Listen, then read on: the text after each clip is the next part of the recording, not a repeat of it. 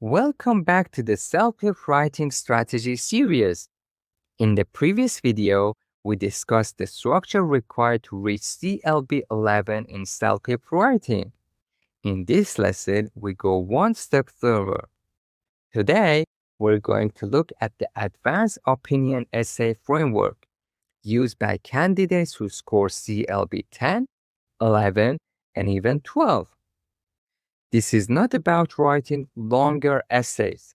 It is about building stronger arguments. Most CELPIP candidates give opinions. They say things like, I think this option is better. But high scorers don't just give opinions. They build arguments. And this is the key difference between CLB 8 or 9 and CLB 11 or higher. Strong writing is not about using complicated vocabulary. It is about deeper reasoning and clearer thinking. The first element of a high-scoring opinion essay is position clarity. Weak candidates start with vague statements such as, I think option A is better. But high scorers immediately establish a clear and confident position. They also hint at their reasoning. For example, I firmly believe that option A would be more sustainable in the long term. This shows the examiner that the writer already understands the broader implications of the topic. There is actually a simple formula for strong position statements. Your opening sentence should contain three things. First, a clear stance. Second, the scope of the issue. Third, a long-term perspective. When these three elements appear together, your essay immediately sounds more mature and analytical. For example, I strongly believe that investing in public transit infrastructure offers a more sustainable and equitable solution for urban development. And that is exactly what examiners expect at CLB 11 and above. The second major difference between mid-level and high-level writing is something called argument layering. CLB 8 arguments are usually very simple. For example, option A is better because it reduces traffic. But high-level arguments go further. They show how one effect leads to another effect. For example, option A reduces traffic. In the next layer, improves productivity.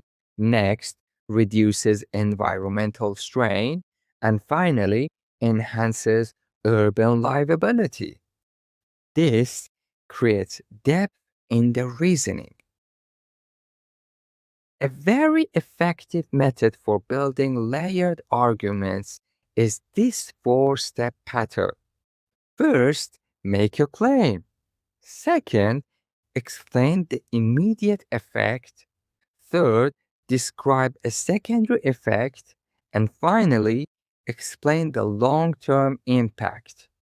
This approach creates a logical chain of reasoning. Instead of repeating the same idea, each sentence moves the argument forward. The next element of advanced writing is counterpoint sophistication. High scorers recognize that many issues have more than one perspective. So instead of ignoring the other option, they briefly acknowledge it. This demonstrates critical thinking and intellectual balance. A strong counter-argument usually follows this structure. First, acknowledge the opposing idea. Second, admit that it may have some advantages. Third, explain its limitation. And finally, return to your main argument. For example, although option B may offer short-term financial relief, it fails to address structural inefficiencies that persist over time. This technique shows that you understand the complexity of the issue while still defending your position. One of the clearest signals of advanced writing is long-term reasoning.